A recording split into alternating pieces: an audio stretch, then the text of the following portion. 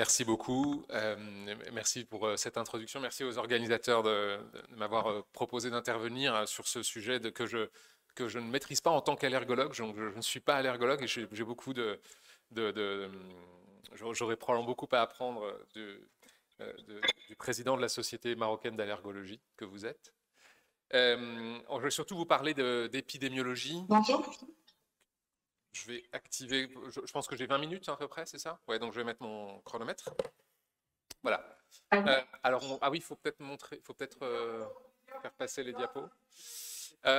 Très rapidement, je pense que les allergies sont un sujet extrêmement intéressant, important dans le domaine des déficits immunitaires. Je voulais juste faire un tout petit brin d'histoire. La première fois que le mot allergie est apparu, selon mes recherches bibliographiques, c'était il y a un petit peu plus de 100 ans, donc c'est relativement récent, 1906, par ce médecin pardon, de Vienne en Autriche. Bon, globalement, aujourd'hui, on parle d'allergie comme une hypersensibilité médiée par le système immunitaire et qui est spécifique d'un ou plusieurs allergènes. On peut rencontrer des manifestations allergiques dans beaucoup d'organes différents et c'est une pathologie, enfin, c'est en tout cas une situation clinique très fréquente. Quand on regarde un brin d'épidémiologie en termes d'allergie dans le monde, c'est 20 à 30% de la population mondiale, donc c'est extrêmement fréquent. L'atopie est déterminée par une tendance d'origine génétique à développer des manifestations allergiques liées à un mécanisme physiopathologique dont je ne rentrerai pas dans le détail, mais c'est l'inflammation de type 2. Et notamment pour la dermatite atopique, il y a des études qui montrent qu'il y a un substratum génétique et héréditaire d'environ 84%. Alors, ce sont des pathologies chroniques, hein, souvent plusieurs années, parfois toute la vie, et qui ont un impact extrêmement important sur le plan socio-économique. Alors, cette diapo, vous la connaissez par cœur, donc c'était juste pour vous dire que voilà, les allergies sont ici, hein, donc on parle bien du sujet au congrès là, de la ZID, c'est bien pertinent, et les allergies vont se situer dans la dysrégulation immunitaire sur cette diapositive que vous connaissez bien, et ici, on voit que ça représente quand même 15-20% des patients inclus dans le registre européen de l'ESID et qui se présentent avec des manifestations inflammatoires. Alors dedans, il n'y a pas que l'allergie, il y a aussi de l'inflammation et de l'auto-immunité. Mais si on regarde en fonction des grandes catégories diagnostiques, vous voyez, la part de là où on pourrait trouver le plus fréquemment des manifestations allergiques, hein, c'est quand même dans les déficits immunitaires combinés et dans les pathologies avec justement une dysrégulation immunitaire, donc elle porte bien son nom. Encore une fois, ça c'est comment les patients se présentent en immunologie, ou en tout cas dans le contexte où le diagnostic de déficit immunitaire va être fait. Et donc, ils ont eu, avant que le diagnostic soit fait, des symptômes de dysrégulation immunitaire avec ou sans infection, là, dans un certain nombre de cas, enfin, vous voyez, hein, environ 10-15%, en fonction de l'âge, des groupes d'âge au moment où ils ont eu les premiers symptômes apparus. Et vous voyez que les premiers symptômes peuvent survenir non seulement dans l'enfance, mais aussi tout au long de la vie. Et je vous montrerai cela aussi sur des données épidémiologiques françaises. Alors, il y a énormément de causes, de déficits immunitaires primitifs et de causes génétiques qui peuvent être associées à des manifestations allergiques. Cette liste n'est pas du tout exhaustive, hein, donc il y a des déficits immunitaires, on va dire, classiques, comme que vous connaissez très très bien, comme le déficit en molécule HLA de classe 2, il y a le syndrome de Wiskott-Aldrich, il y a le syndrome hyper-IgE avec toute la gamme de gènes qui existent. Et puis les nouveaux arrivés, c'est les mutations dans la voie JAK et STAT. Et donc il y a même un papier qui est sorti tout récemment et qui dit voilà, le STAT6 gain de fonction est le nouveau membre du club des mutations STAT gain de fonction. Ça, c'est voilà, le STAT6 qui donne des manifestations allergiques et polyallergiques très sévères et très précoces dans la vie. Voilà, je vais donc passer là-dessus. une autre façon de présenter les choses, c'est une thèse d'une collègue malaisienne qu'elle va soutenir en novembre, et dont je suis membre du jury. Elle va soutenir ça aux Pays-Bas et elle a fait une revue de la littérature. Et c'est elle qui a fait partie des auteurs qui ont découvert des mutations STAT6 gain de fonction. Et je trouvais que c'était assez intéressant de voir que, évidemment, pour chaque... Vous voyez, la liste est plus détaillée que ce que j'ai écrit, mais pour chacun des gènes ou des voies de signalisation, il y a des mécanismes spécifiques pouvant conduire aux manifestations allergiques. Donc je vais passer relativement vite, mais je pourrais bien sûr vous laisser les diapos. Alors, quand on parle d'allergie, c'est difficile de ne pas penser à deux composants, les éosinophiles et les IgE. Et donc on voit bien sûr que dans les allergies, il y a très souvent une élévation du taux plasmatique d'IgE. Et on voit bien qu'il y a un déficit immunitaire d'ailleurs qui s'appelle le syndrome hyper-IgE. Donc souvent on se pose la question quand on nous adresse un patient, tiens, il a des IgE augmentés. Et il a quelques infections. Est-ce que c'est un tableau allergique isolé avec un petit peu plus d'infections, peut-être drivé par les allergies, ou est-ce que c'est un déficit immunitaire et typiquement un syndrome hyper-IgE, mais avec un taux d'IgE peut-être pas extraordinairement élevé, mais quand même des infections trop fréquentes. Donc en fonction du point de vue que l'on a, si on est très allergologue par exemple, on pourra peut-être pencher pour le premier cas. Si on est plutôt dans le domaine de l'immunodéficience, on va peut-être plutôt pousser les explorations dans un premier temps vers cela. Mais finalement, il y a énormément d'overlap qui existe. Donc c'est vrai que la quantité, enfin la concentration peut être un marqueur intéressant. 2000, bon, peut-être moins, peut-être plus. C'est pas tout à fait clair. Et puis il y a aussi une élévation des éosinophiles, mais dans un certain nombre de situations, c'est augmenté. Bien sûr, je ne parle pas des parasitoses, mais dans d'autres situations. Donc il faut que ça soit récurrent, démontré, chronique, et il faut aussi penser à un éventuel syndrome hyper-éosinophile qui n'est ni une allergie ni un déficit immunitaire. En pratique, dans l'épidémiologie des manifestations atopiques ou allergiques, dans le contexte de déficit immunitaire, on ne connaît pas vraiment la prévalence. On pense qu'il y a des allergies alimentaires environ, enfin à peu près comme dans la population générale. La dermatite atopique, un petit peu moins que dans la population générale. Et puis, finalement, on se rend compte que dans les déficits immunitaires, il y a toute forme de manifestation allergique. Le registre USID-Net, donc le registre américain, a trouvé que dans un patient sur 5, 20% des patients qu'ils ont, donc Charlotte Cunningham-Randall hier a parlé d'environ 6000 patients inclus dans leur registre, pouvaient avoir une éosinophile, une hyper-éosinophilie et ou une hyper-IgE dans le contexte du déficit immunitaire, puisque par définition, ils sont inclus parce qu'ils ont un déficit immunitaire.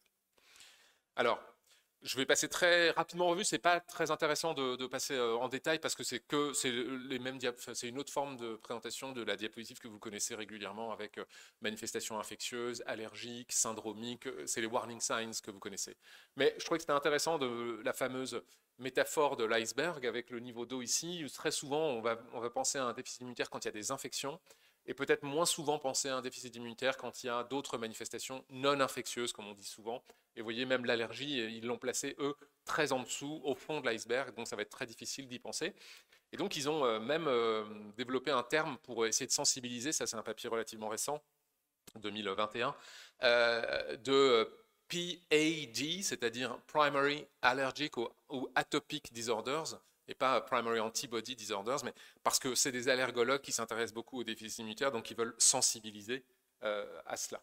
Alors, quand on regarde au niveau global, il y a un questionnaire qui a été développé par nos international, hein, qui a été designé par nos collègues américains et qui a été publié là, il y a très récemment, enfin en 2022, et qui montre que...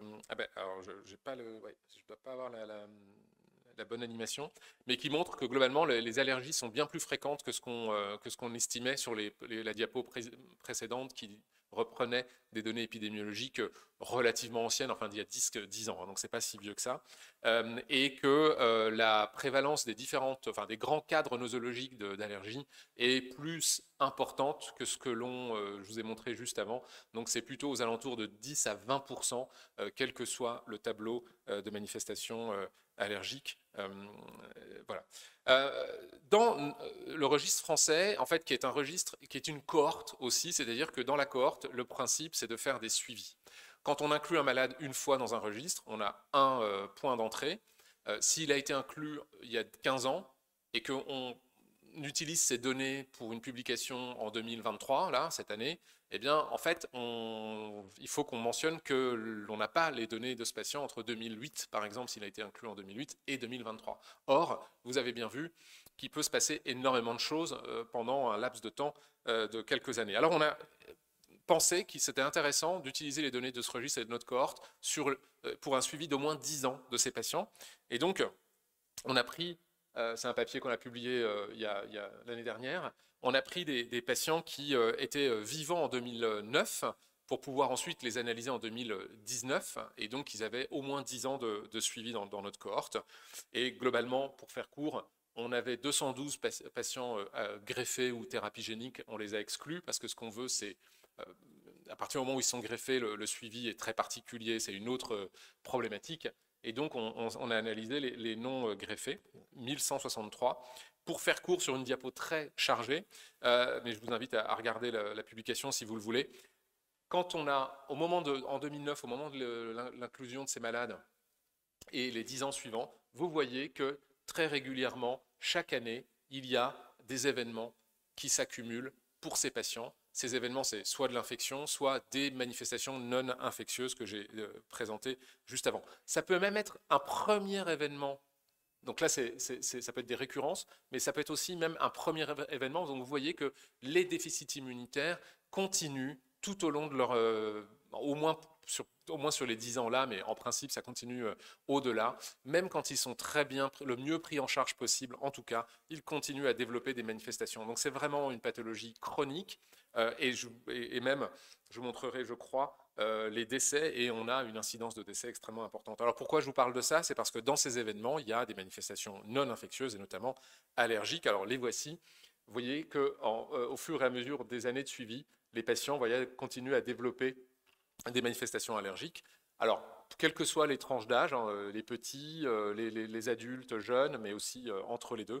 Et puis, quel que soit, vous voyez peut-être pas très bien, mais là c'est les DICV, les bicelles non DICV, les KID, les ataxies, télangiectasies, Wiskott, etc.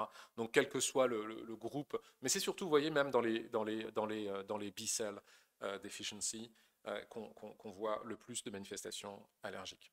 Alors, dans notre registre, je vous ai déjà présenté un petit peu ça, mais il y a plus de 8000 patients actuellement. On a des infos pour 86% d'entre eux en ce qui concerne la variable allergie, qui est ici. Ça, c'est le nombre de patients. Vous voyez que beaucoup de patients partagent des manifestations allergiques et auto-immunes. Quelques-uns partagent allergie et cancer sans manifestation auto-immune. Et donc, c'est en tout cas, la dysrégulation immunitaire, auto-immunité, allergie, va souvent main dans la main. Alors, qu'est-ce qu'on recueille comme manifestation allergique? Ce n'est pas du tout nécessaire de rentrer dans le détail, c'est juste pour que vous ayez les grandes lignes. Les manifestations respiratoires, cutanées, digestives, médicamenteuses, hein, et puis systémiques, hein, comme les chocs anaphylactiques par exemple. Et donc on a le détail là. Alors ça, c'est le libellé de la classification internationale des maladies, CIM-10 ou ICD-10. Il y a une classification 11 qui est en train d'être développée avec un détail sur les manifestations allergiques qui devrait être plus précis. Donc, quand on compile toutes ces manifestations-là et qu'on résume, les manifestations allergiques, alors nous, en plus de ça, on ne va pas rentrer par exemple l'asthme transitoire du nourrisson, on ne va pas considérer que c'est une manifestation sévère, donc on prend les manifestations clairement qui impactent le quotidien des patients, qui nécessitent une prise en charge thérapeutique, et donc on a 26% de patients inclus dans notre registre qui ont au moins une manifestation allergique, avec une médiane d'âge de la première manifestation allergique de 4 ans. Donc vous voyez, c'est pour ça que dans cette histogramme-là de population, c'est essentiellement l'âge pédiatrique qui est représenté. Alors, ils font la majorité fait une poussée, enfin une manifestation, pas une poussée, une manifestation allergique, mais là c'est deux manifestations différentes, par exemple cutanée et respiratoire, et puis il y a des patients qui vont aller jusqu'à, on a 7 patients qui vont jusqu'à 5 organes ou systèmes atteints par une manifestation allergique sévère. Et la majorité, encore une fois, on retrouve ce que je vous disais juste avant, ont développé ces manifestations à l'âge pédiatrique. Alors, quelle casuistique des déficits immunitaires? Ben, vous voyez, c'est tous les déficits immunitaires. Donc là, c'est les patients, tous les patients de la cohorte pour lequel on avait les informations. Et puis là, c'est les patients qui ont une manifestation allergique. Et donc, vous voyez qu'il y a une différence statistiquement significative de fréquence entre les 7 ou les 6 principales catégories diagnostiques. Hein. Mais vous voyez qu'on a des manifestations allergiques essentiellement dans le groupe 1 et 2, qui est le groupe majoritaire en nombre de patients, mais qui est aussi le groupe majoritaire en nombre de patients avec une manifestation infectieuse. Et en deuxième catégorie, c'est les déficits immunitaires combinés, hors SCID. Donc, on a et hors syndromique comme ataxie, télangiectasie ou Wiskott. Alors, l'âge, en fonction de ces catégories diagnostiques, eh ben, l'âge peut varier. On a donc les DICV, ça va être l'âge à la première manifestation allergique, ça va être en médiane 22 ans, tardivement, tandis que les non-DICV, ce qui peut être les déficits en sous-classe, etc., c'est beaucoup plus jeune. Les SCID, évidemment, il y a très très peu de manifestations allergiques en soi, mais c'est évidemment très jeune. Et les autres manifestations, les autres DIP, ça va être la petite enfance aussi. Alors, quid de la biologie? Vous voyez que les éosinophiles, effectivement, là c'est encore une fois toute la cohorte des patients, et on divise en deux, ceux qui n'ont pas d'allergie et ceux qui ont une allergie. Et vous voyez que les éosinophiles sont légèrement plus élevés chez ceux qui ont une allergie. Ouf, c'est cohérent, mais vous voyez que c'est pas énormément en médiane, c'est 0,2 giga par litre, avec un intervalle, enfin un Q1, Q3 qui va de 0,1 à 0,4, donc on n'est pas du tout sur des choses de 2000, 3000 éosinophiles. Mais avec le nombre de patients qu'on a, ça fait une différence statistiquement significative, qui statistiquement aussi, avec le nombre qu'on a, on retrouve des différences sur la répartition lymphocytaire T, B et pas NK. Alors après, sur le plan humoral, il n'y a pas de différence au diagnostic, hein, oui, DXA ça veut dire au diagnostic de déficit immunitaire, il n'y a pas de différence de taux plasmatique d'IgE entre ceux qui ont fait ou qui font une manifestation allergique ou pas. Alors, ça c'est une représentation de l'incidence cumulative de l'âge en analysant par risque concurrent, en prenant comme risque concurrent le fait d'aller vers une greffe de moelle osseuse, HSCT, ou de décéder avant de faire une greffe de moelle osseuse. Et donc, en bleu, ici, vous avez l'incidence cumulative de développer au moins une manifestation allergique au cours du temps, au cours de l'âge. Et vous voyez que c'est essentiellement, on n'est pas surpris hein, à l'âge pédiatrique, hein, dans les, disons, 7-8 premières années, mais que tout au long du temps, on passe de environ 12-15% à 25% des patients, et même au-delà, à l'âge de, j'allais dire, enfin 80 ans. Donc c'est vraiment des manifestations qui peuvent survenir et qu'il ne faut pas négliger. Alors si on regarde la même chose, mais en fonction des grandes catégories diagnostiques, à droite, les B-cell deficiency, vous voyez, hein, c'est assez en bleu, hein, vous voyez, la pente est assez, monte très régulièrement au cours du temps. Et puis pour les non-DICV, on l'a vu tout à l'heure, la médiane était vraiment très pédiatrique, hein, ça se voit bien ici sur cette représentation, mais c'est pareil, ça continue aussi.